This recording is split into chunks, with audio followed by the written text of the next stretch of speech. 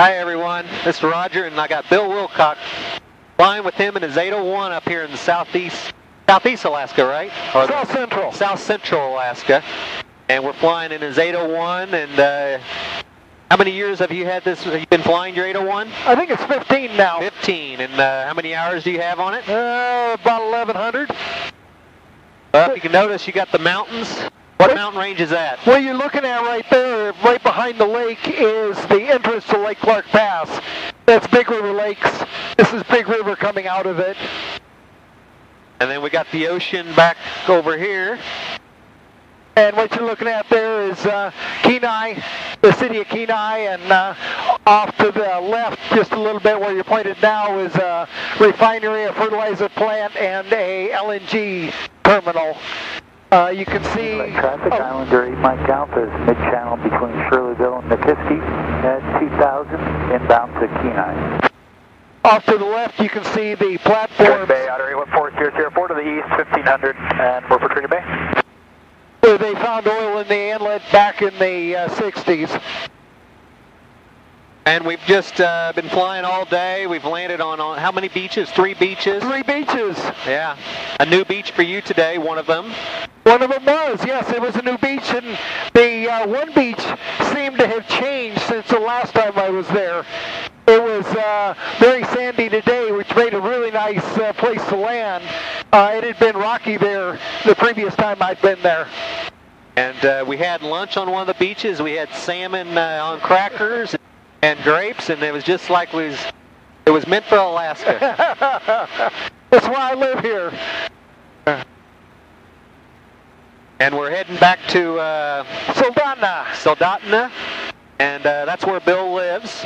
And man, we've just had an awesome day today flying in his 801, and we have his friend flying behind us. He's flying in his Pacer. It's always good to have somebody flying with you when you're out here in the bush. You never know what's going to happen. Bill's been flying his plane excellent today all day. I couldn't tell him to do anything different. I mean, he's an excellent pilot. I mean, it's just been an awesome day. I recommend anybody coming up and flying Alaska, but definitely you got to get experience to do it. Yeah, if you're going to be flying around in the beaches or off in and out sandbars, you definitely want somebody who has done it and can tell you, yeah, you can land there. No, you can't land there. Right, exactly. I mean, and I've been landing on these beaches since the 80s. We landed, which beach did we land at? They have like 30-some bears a day sometimes. Silver Salmon Creek. Silver Salmon Creek. It's an amazing place in the middle of the summer. They'll have a dozen bears eating salmon and eating grass there and eating clams. Wow. It's a real lot of fun. I love to take the tourists down there, nieces, nephews. The eyes get really big, and you get really close to the bears. Really close to the bears. Yes, yeah. But we're just a little bit early. We're 1st of May, so they're just coming out of the mountains right now, probably. Yeah, they're coming out of their dens high up in the mountains. Yes. And, if you notice in the back, we got all our survival gear. Bill mentioned, and we showed me, we got survival gear in the wing, got sleeping bags, blankets, extra jackets, and water. I mean, it's not if you need it, so you're not if you're going to need it, you will need it someday. Straight out departure, Nikolai Creek. Someday you will need it, and it's really nice to have. And, it could be just like we went today, nice and calm. Fog bank rolls in, and, you're there for 3 or 4 days. Right. Well, I heard a story the other day that it was an outfitter that took a guy fishing, and they dropped him off, and they're supposed to pick him up in 3 weeks or something. They forgot about him. Oh! He was sitting out for another 2 to 3 weeks. So yeah, that could happen. I have been out to where the weather got bad, and you end up hanging out for a while. Yeah. Okay, I'm on your 3 o'clock, Bill. See the other plane there? Okay, I got you. That's the Pacer. Andrew Hanrahan, good pilot. Yes, he's very good.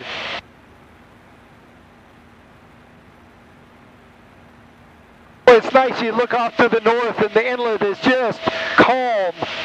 No wind whatsoever. So how long have you been flying down in this part? I got my license in 1974 in Anchorage. Wow. Mike Alpha about 1 mile west of the OSK Doc, we've got the Island Lake traffic and the helicopter in sight. And if you notice, they got all the oil pump stations out here in the bay. This is Cook Inlet, and it has the second highest tides in the world, where we'll end up with a plus 23 and a minus 6 on a semi-regular basis. And the minus 6 is great because you can go clam digging, and a place we didn't land today, but a place I go quite often, is Polly Creek, and we get a lot of clams out of there on a very regular basis. Yeah, that'd be fun. And you actually take your 801 when you go hunting, and you were mentioning you know, when you shoot caribou and stuff, you haul the meat out in your 801. You put it in the back, and off you go. So this is not no show plane. This is a workhorse airplane. I mean, it's a beautiful plane, but he uses this plane, you know, like it should be used. And we're landing on beaches, and you know, he's putting all the clams in the back, and whatever we find on the beach, and caribou, moose, and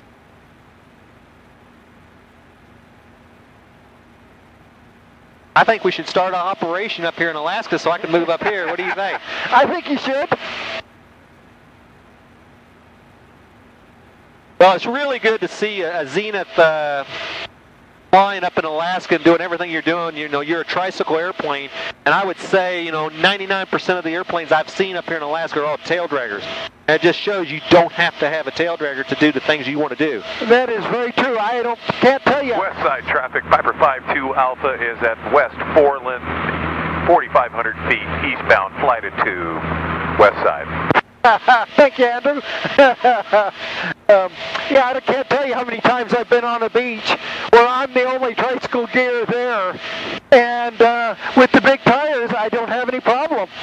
Yeah, there was no problem today, and the last one we landed at, I mean, there was some pretty good sized rocks we went over, and it just wasn't sand. There was a lot of rocks. Well, now you noticed this morning I let a little air out of the tires just so it isn't quite as hard. Yeah. You know, you don't end up like on floats where you bang. Right. It smooths it out some. That is interesting. One of the criteria I had for an airplane is I wanted to take two people, have camping gear for 2 weeks in the back. Okay. And be able to bring a couple caribou back with me. And with the 1,000-pound useful load, I can do it in this airplane and, you know, still depart with 60 gallons of gas. Yeah, no, I've been very, very happy with the 801. You know, if I had it over to do again, I can't think of anything I'd rather be flying. Oh, that's good to hear. Yeah, you wish it'd go a little faster and a little slower, but you can't have everything, you know. I mean, if you want a faster airplane, you need to buy a Mooney or something. Exactly. Well, we're you know, true airspeed right now. Our indicated airspeed's on, you know, 100 miles an hour. And where's your RPM gauge? RPM, you're only running 2350. So, you know, you're not pushing this airplane hard at all. You're burning 7 gallons, and that's a little over 7 gallons an hour and a 180 horse engine. Boy, you just can't beat that. Well, and my cylinder head temps and my exhaust gas temps are all just right there. Of course, it's a cold day. Right. I mean, it's probably 45 degrees out there. And we're crossing the Cook Inlet here. You know, we're probably, how many miles is it we're crossing right here? I think it's 15 miles of water. 15 miles. And, you know, Bill's very cautious. You know, we could have cut right across over the center of it, but he's picking the shortest spot. We've went up to 4,500 in case the engine does quick. You know, we'll have a little bit of time and hopefully make it to the other side. And that's what keeps you, you know, safe. Well, you need to be safe. You need to really be cautious. Otherwise, you will get in trouble. Yeah, to me, that's the big thing. You need to be cautious. But there's no place like Alaska to fly. Because where we went today, there are no roads to them. You cannot get there unless you're flying. Yes.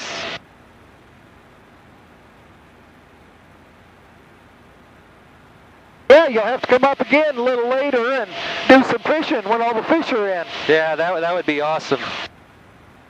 or just see it a different time of the year. I'd love to come up in the winter too. I'd love to go snowmobiling, and that'd be fun just to see the different terrains. I guess in the winter when everything's frozen, then you can access more parts of Alaska just on snowmobiles. On snowmobiles, yeah. Yeah. But like hopping across the inlet, you can't do that on a snowmobile. No, you can't do that. Yeah, no, I love Alaska. It is my home and has been for 62 years now. The new Super Duty is, originally we started with the 701 and then the 750 and the 750, or then the 801, or 701, then the 801, then the 750, and then the 750 Super Duty. The 750 Super Duty is really in between the 750 and the 801. What would I get is either the 801 or the 750 Super Duty? Well, the 801, it's a 4-place. Show you guys back there. 736 Papa Whiskey is mouth of a McLaren, southbound for the Custa 10, 500 feet. Mouth of the McLaren, southbound, 500 feet. And the new 801 is called the 801 HD. And Trading Bay traffic, Otter 814, Sierra Sierra is back taxiing, departing to the north, out of trading. We'll be looking for that traffic. And I believe the new 801 that they're doing in Canada now, I think the gross weight is 2,600 pounds. Wow. 26 or 28, I can't recall because we're not doing it down in Missouri. But it's not a matched whole kit like the 750 Super Duty. The 750 Super Duty, I mean, literally, Bill, you could build the fuselage in 3 days. Everything's matched whole to the correct size. All you're doing is clicking the parts together and start riveting. Wow, that would be so much easier. Oh, yeah. You know what I did? An hour and a half a night, and then you need to be a football fan and do 5 or 6 hours on the weekends. That was how I built it. It was a really, really rewarding experience. And when you built, the 801, that was our advanced kit at the time. So, they're always changing all the time. And they're getting easier and better. Yes.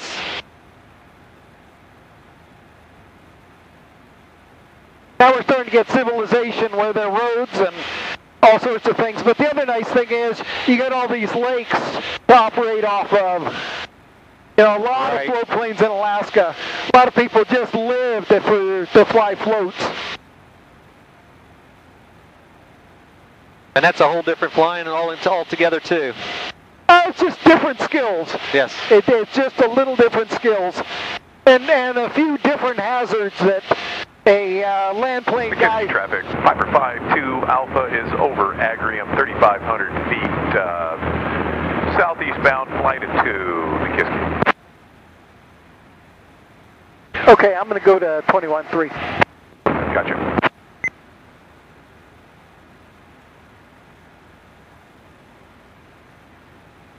Kenai Tower, experimental, Zenith, Theta 1 Bravo Whiskey over Agrium, headed towards Soldotna, at 3,000, flight of 2. Zenith 1 Bravo Whiskey, Kenai Tower, welcome back, transition approved, altimeter 3012. 3012, thanks. Nice that they greet you. Well, they knew that you was out in the bush, and glad that you made it back. The bears didn't eat you, and you had a fun day. Yes, yeah. Now, Kenai Tower is really good about that. Nice and friendly and helpful.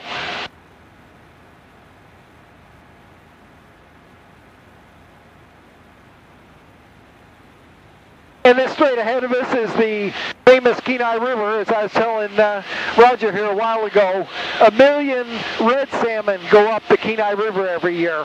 1 million salmon. Wow, that's just amazing. Red salmon. That doesn't include the kings, the pinks, the silvers. Yeah, it's a lot of fun.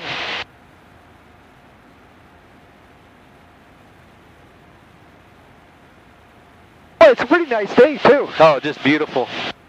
Yeah, well, the last few days or last few weeks been really bad weather in Alaska, southern Alaska. And then yesterday was quite rainy up by Anchorage. And then today's cleared off. We went flying, and tomorrow's supposed to be bad again. So I think we picked a perfect day. I think so, too. Yeah. Yeah, we definitely get the weather coming through, and it's Alaska. And a lot of times in the spring, we'll get really nice weather. And this year is kind of the exception. I'm looking forward to the air show in Valdez next weekend. So you're going up there? If the weather's good, I'm going to pop over. Yeah, you can see the Chugach Range in front of us. I mean, today is a flying day out there. Wind's not blowing, clouds are way above the mountains, off you go. Yeah, the mountains you see in there are about 6,000 foot high. Okay. And I told you one of the other places I love to go is Montague Island, and it's just on the other side of those mountains. Okay.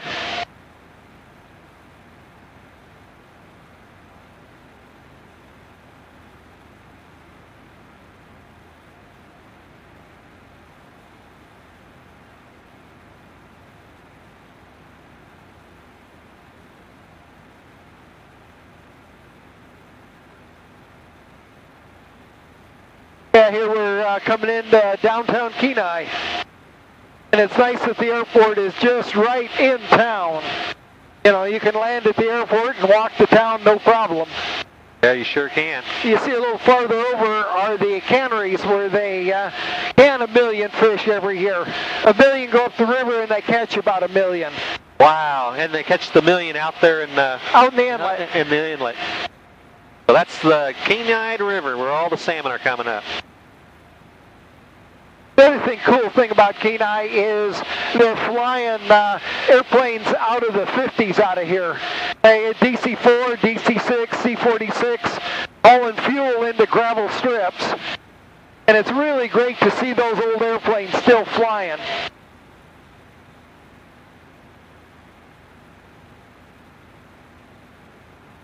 Kenai Tower, 1 Bravo Whiskey's right over the runway, flight of 2. Bravo Whiskey, in sight, frequency change approved. Have a great day. We'll talk to you later. Now see Celsius, altimeter 3013.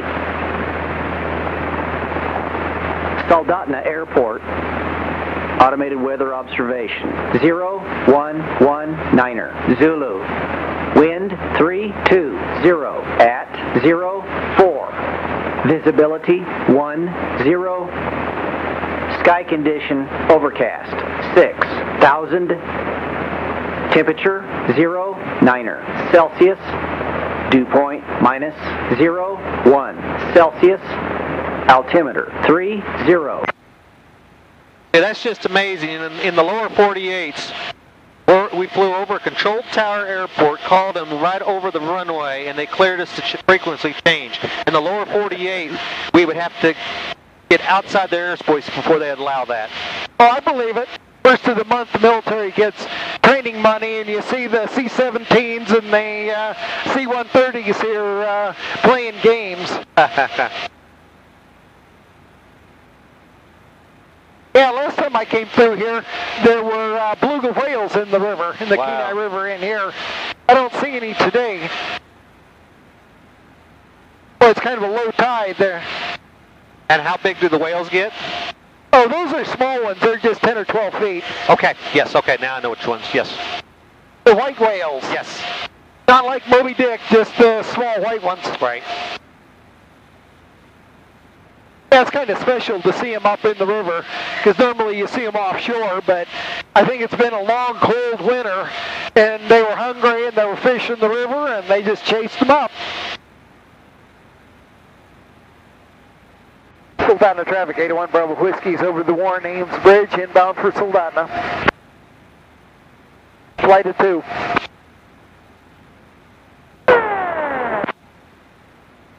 Not me. Somebody's ELT's going on. Traffic, so we're going southwest St. Louis, south tip of the Big Island, back to Anchorage, 600 feet.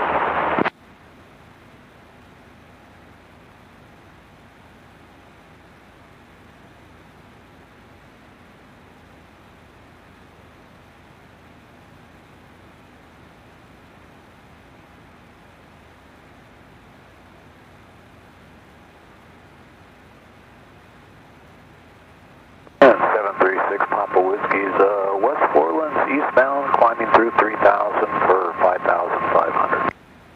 And 801 Bravo Whiskey's over Red Diamond Center, inbound for Soldotna 2,500 or 1,500. Do you have me inside, Andrew? I do not. So traffic cost 8310 Papa is 4 mile final now, runway 7. Okay, I got the Sierra Pop. I'll follow you. You're faster than I am. 10 Papa, thanks. And I'm at your 9 o'clock, about a mile. I assume you see me? In sight, thanks. 10 Papa.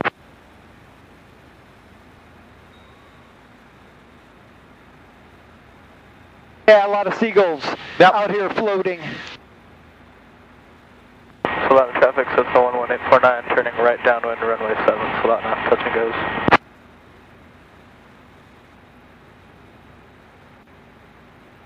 So down traffic, 81 Bravo Whiskey's on about a 2.5 mile final right behind the Casa, and there's a pacer behind me for 7, full down now. Roger, Cessna 849, we have both traffic. We will be behind you. Thanks.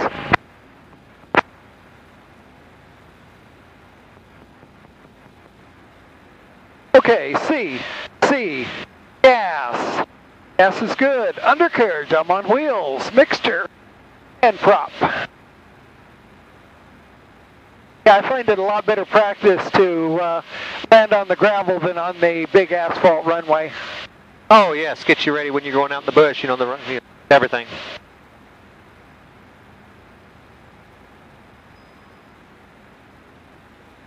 Solana traffic, Cessna 849, left 360 on downwind. Hey Andrew, where are you? About 5 miles to south for inbound. Hold on now.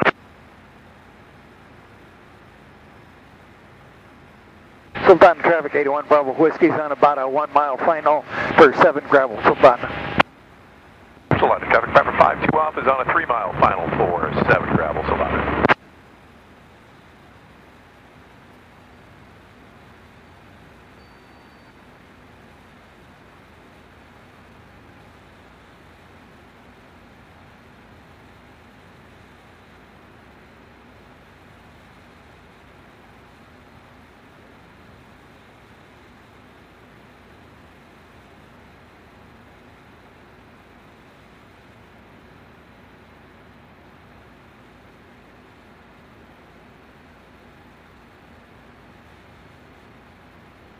Solana traffic, Costa 831 Sierra Papa is clear, runway 7, Solana.